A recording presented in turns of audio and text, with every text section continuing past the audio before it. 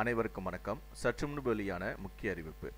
வங்கி மற்றும் தனியார் நிதி நிறுவனங்களில் நகை கடன் வைத்திருப்பவர்களுக்கு முக்கியமான மகிழ்ச்சியான அறிவிப்பு ஒன்று வெளியாகியுள்ளது. இது குறித்து விரிவாக தெரிஞ்சுக்கணும்னா இந்த வீடியோவை கடைசி வரைக்கும் ஸ்கிப் பண்ணாமல் முழுமையாக பாருங்கள். இந்த வீடியோக்குள்ளே போகிறதுக்கு முன்னாடி இந்த வீடியோக்கு ஒரு லைக் பட்டனை ப்ரெஸ் பண்ணிடுங்க. நீங்கள் இதுவரைக்கான சேனலை சப்ஸ்கிரைப் பண்ணாமல் இருந்தீங்கன்னா மறக்காமல் சப்ஸ்கிரைப் பண்ணிக்கோங்க. கூடவே அந்த பெல் சிம்பலையும் மறக்காமல் கிளிக் பண்ணிக்கோங்க. சரி, வாங்க இப்போ நாம் வீடியோக்குள்ளே போகலாம். தங்க நகைகளை வைத்து கடன் வாங்குவது என்பது இந்தியாவில் வழக்கமான ஒன்றுதான். அவசர தேவைகளுக்கு இதுபோல பணத்தை புரட்டுவதற்காகவே பெரும்பாலும் நகைகளை வைத்திருப்பார்கள். தங்கம் ஒரு முதலீட்டு கருவியாகவும் உள்ளது. வங்கிகளில் நகை கடன் வாங்குவது மிகவும் எளிதாகவும் கூட. குறைந்த வட்டியிலும் கடன் கிடைக்கும். தங்கத்தின் மீதான கடன்கள் நடுத்தர வர்க்கத்தினர் மற்றும் சாதாரண மக்களின் அவசர பண தேவைகளுக்கு பூர்த்தி செய்ய உதவுகிறது. பலர் அவசர தேவைகளுக்காக நகை கடனையே பெரிதும் நம்பி இருக்கிறார்கள். ஏனென்றால் இந்த கடனை பெறுவதற்கு மற்ற கடன்களைப் போல எந்தவிதமான ஆவணங்களையும் வங்கிகளுக்கு கொடுக்க தேவையில்லை. நகையை மட்டுமே கொடுத்தாலே போதும். நாம் வழங்கும் தங்க நகைகளின் மதிப்புக்கு ஏற்ப கடனும் கிடைக்கும். பொதுவாக அடகு வைக்கும் தங்கத்தின் அளவு மற்றும் தூய்மையின் அடிப்படையில் கடன் தொகை நிர்ணயிக்கப்படுகிறது. மற்ற வங்கி கடன்களைப் போல இல்லாமல் நகை கடன்கள் உடனடியாகவும் கிடைக்கும்.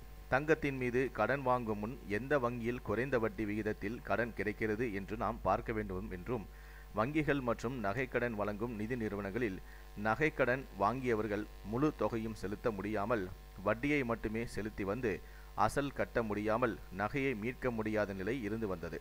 இந்த நிலையில்தான் அவர்கள் பயன்பெறும் வகையில் புதிய சலுகையை இந்திய ரிசர்வ் வங்கி கொண்டு வந்துள்ளது. இந்த புதிய சலுகையின்படி நகைக்கடன் பெற்றுவிட்டு வட்டியை மட்டும் செலுத்தி வந்து அசல் கட்டி நகையை மீட்க முடியாத நிலை இனி இருக்காது. அதாவது வீடு வாகன கடன் போலவே இஎம்ஐ எனப்படும் மாத தவணை முறை விரைவிலேயே நகை கடன்களுக்கும் வரப்போவதே இதற்கு காரணம். மாத தவணைகளில் இருப்பை செலுத்தும் வசதியை ஏற்படுத்த வங்கிகள், தங்க நகை கடன் நிறுவனங்கள் தயாராகி வருகிறது. இதன் மூலமாக ஏராளமானவர்கள் இதன் மூலம் பயன்பெறுவார்கள். தங்க நகைகள் மீதான கடன் வணிகத்தில் உள்ள குறைபாடுகள், நடைபெறும் மோசடிகள் குறித்து ரிசர்வ் வங்கி அண்மையில் கவலையும் தெரிவித்தது. இந்த நிலையில்தான் கடந்த செப்டம்பர் 30 இந்திய ரிசர்வ் வங்கி வெளியிட்டுள்ள சுற்றறிக்கையில் தங்க நகை கடன் தொகை, நகை மதிப்பீடு, நகை ஏலத்தில் வெளிப்படைத்தன்மை, நகைக்கு இணையான கடன் விகிதம், ஒரே அடமான கடன் மீது கூடுதல் கடன் ஆகியவற்றில் பல குறைபாடுகள் தெரிய வந்திருப்பதாக அதில் குறிப்பிடப்பட்டுள்ளது. இந்த புதிய முறையின் கீழ் நகை கடன் பெற்றவர்கள் அசல் மற்றும் வட்டி இரண்டையுமே சமமான மாதாந்திர தவணைகளில் இஎம்ஐ மூலமாக கடன் காலத்தினை தொடக்கத்திலிருந்து செலுத்த வேண்டி இருக்கும். இதன்படி பெறப்படும் நகை கடனுக்கு வட்டியை மட்டுமே கட்டாமல் குறிப்பிட்ட காலத்தை தேர்வு செய்து வீட்டு வாகன கடன் போல அசலிலும் குறிப்பிட்ட தொகையை சேர்த்து மாத தவணையில் கட்டலாம்.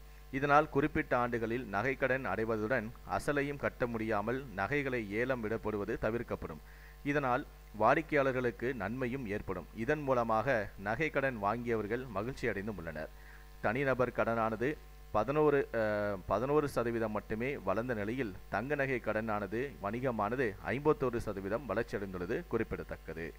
இந்த மகிழ்ச்சியான செய்தியை பற்றிய உங்களுடைய கருத்துக்களை கீழே இருக்கக்கூடிய கமெண்ட் செக்ஷனில் மறக்காமல் சொல்லுங்கள். நன்றி, வணக்கம்.